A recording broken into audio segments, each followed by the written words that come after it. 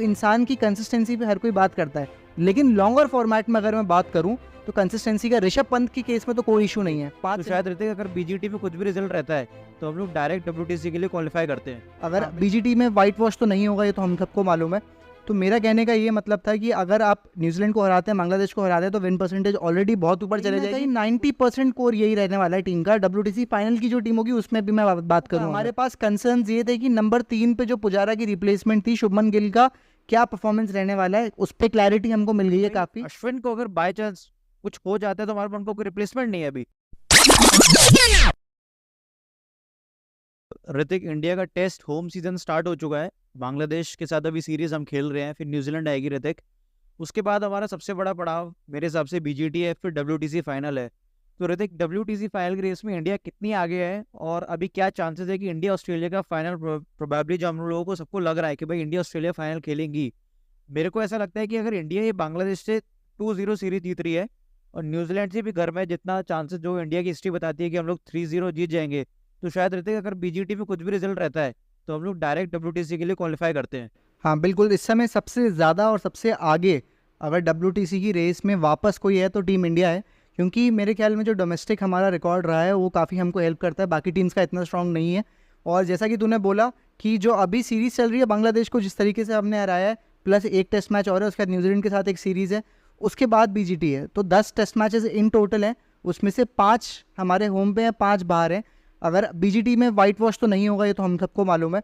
तो मेरा कहने का ये मतलब था कि अगर आप न्यूजीलैंड को हराते हैं, बांग्लादेश को हराते हैं, तो विन परसेंटेज ऑलरेडी बहुत ऊपर चले जाएगी। उसके बाद डब्ल्यूटीसी का अगर डिसेंट भी रिजल्ट रहा, अगर इंडिया हारती भी है 3-2 से या फिर 4-1 से, तो मुझे नहीं लगता है कि इतना विन परसेंटेज नीचे गिर जाएगा कि इंडिया की क्वालिफिकेशन फर्स्ट या सेकंड पोजीशन नीचे गिर जाए, क्योंकि इस समय नंबर 1 पे है।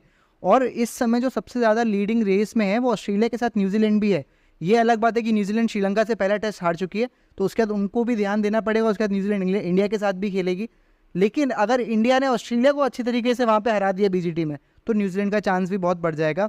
इसी के साथ मैं बात करने वाला था कि यार इंडिया की जो टीम है इस समय पे, जो हमने बांग्लादेश के साथ जो पहला टेस्ट मैच हुआ है उसमें देखी है, कहीं ना कहीं 90% कोर यही रहने वाला है टीम का। डब्ल्यूटीसी फाइनल की जो टीम होगी उसमें भी मैं बात करूँ, अगर हमारे पास कंसर्न ये थे कि नंबर 3 पे जो पुजारा की रिप्लेसमेंट थी शुभमन गिल का क्या परफॉर्मेंस रहने वाला है, उस पर क्लैरिटी हमको मिल गई है काफ़ी।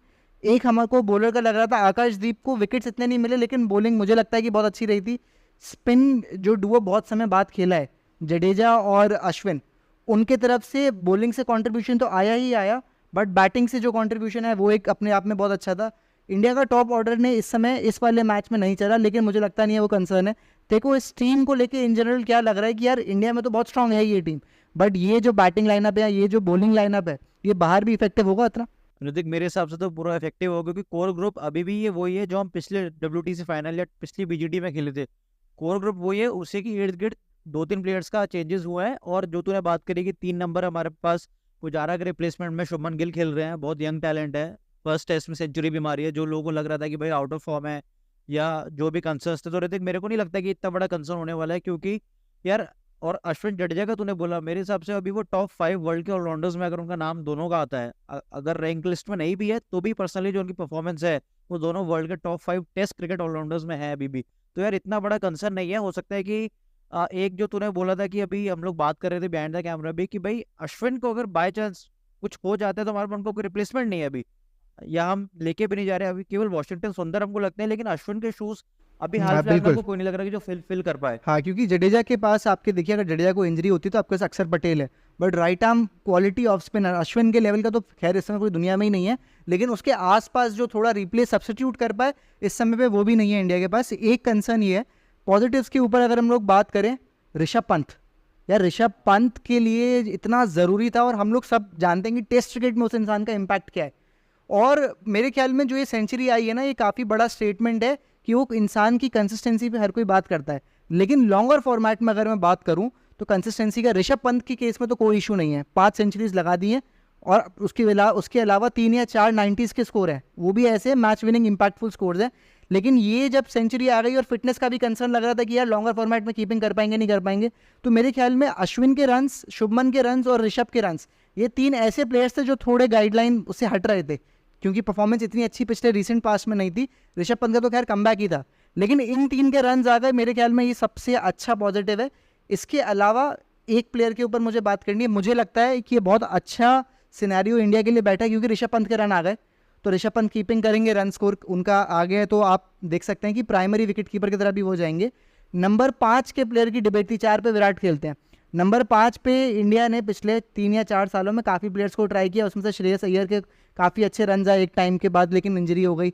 अजिंक्य राणा के रन आए, लेकिन फिर लैक ऑफ फॉर्म था, उनका रिप्लेसमेंट किसी को समझ नहीं आ रहा था। बट इस समय पे रिदम केएल राहुल से अच्छा नंबर 5 बैटर मुझे नहीं लगता इंडिया को मिल सकता है। यार KL Rahul no doubt one of the best test batsman है, जो उनकी इनिंग्स रही है यार ऋतु, हाँ। लेकिन कभी कभी उनके स्टैट्स जस्टिफाई नहीं करते हैं कि भाई वो बिल्कुल। किस कैलिबर का प्लेयर है। मेरे हिसाब से अभी भी मैं बोलूंगा टॉप 5 वर्ल्ड के टेस्ट बैट्समैन में, मेरे हिसाब से पर्सनली मैं केएल राहुल को उसमें रखूंगा।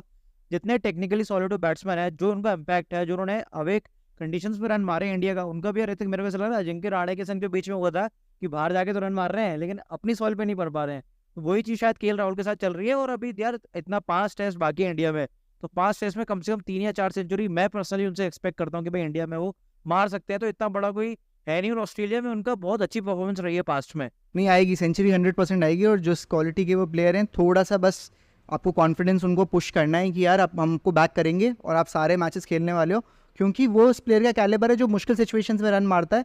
तो मेरे ख्याल में केएल राहुल का जो प्रॉब्लम है वो आने वाले टाइम में सॉल्व हो जाएगा, जो तेरे को लग रहा है सेंचुरीज। मुझे भी लगता है कि यार जो न्यूजीलैंड का टूर आने वाला है वो बहुत इंपॉर्टेंट रहने वाला है। दुलीप ट्रॉफी भी ठीक ठाक गई थी, 50 मारा था एक इनिंग्स में 30-40 मारे थे, अच्छी, खराब नहीं बोल सकते हैं उसको, डिफिकल्ट पोजीशन में आके उन्होंने रन्स करे थे उस टाइम पे भी। तो मेरे ख्याल में केएल राहुल, वो डोमेस्टिक में रन मेरे ख्याल में इसलिए इतने भी नहीं आए क्योंकि बहुत समय से डोमेस्टिक क्रिकेट इतना उन्होंने इंडिया में खेला ही नहीं। जो टेस्ट सीरीज हुई थी इंग्लैंड वाली, उसमें भी इंजर हो गए थे तो बाहर हो गए थे। तो मेरे ख्याल में इस समय पे सबसे ज़्यादा अगर मुझे बैलेंस्ड टेस्ट टीम दिखाई दे रही है, ऑस्ट्रेलिया है। लेकिन ऑस्ट्रेलिया अगेन स्पिन कंडीशंस में उतनी नहीं है। अगर हम लोग ऑलराउंड बात करें, जो एशियन कंडीशंस में और सेना के कंडीशंस में, दोनों में सबसे ज़्यादा बैलेंस्ड है, तो मेरे ख्याल में इस समय पे इंडिया लग रही है। और बहुत हाई चांसेस हैं कि यार इंडिया WTC फाइनल्स खेले और जीते भी। एक कमी बस है, अगर कोई फास्ट बॉलिंग ऑलराउंडर है हार्दिक पांड्या की कहीं ना कहीं से एंट्री हो गई तो इंडिया अनबीटेबल हो जाएगी। हाँ, तो ये बात तो है कि भाई अगर हार्दिक पांड्या का अगर पर्सनली भी डिपेंड करता है कि वो क्या चाहते हो टेस्ट क्रिकेट को अपने करियर में कहाँ पे रखते हैं, क्योंकि हमने कुछ इंटरव्यूज में देखा है कि वो टेस्ट क्रिकेट को इतना प्रायोरिटी अब नहीं देते हैं। बाकी मैनेजमेंट का कॉल है, बीसीसीआई का कॉल है कि वो हार्दिक पांड्या का फ्यूचर क्या देख रहे हैं टेस्ट क्रिकेट में। तो ये मेरे और ऋतिक के व्यूज थे। बीजीटी अपकमिंग जो आने वाली है, उसके बाद WTC फाइनल में इंडिया के क्या चांसेस है, ऑस्ट्रेलिया को लेकर हमारा क्या चीज़ है कि भाई ऑस्ट्रेलिया का भी अभी क्वालिफिकेशन पूरा श्योर नहीं है। ऑस्ट्रेलिया इंडिया का अभी 90% चांसेस है कि दोनों खेलेंगे, और देखते हैं आगे क्या होता है।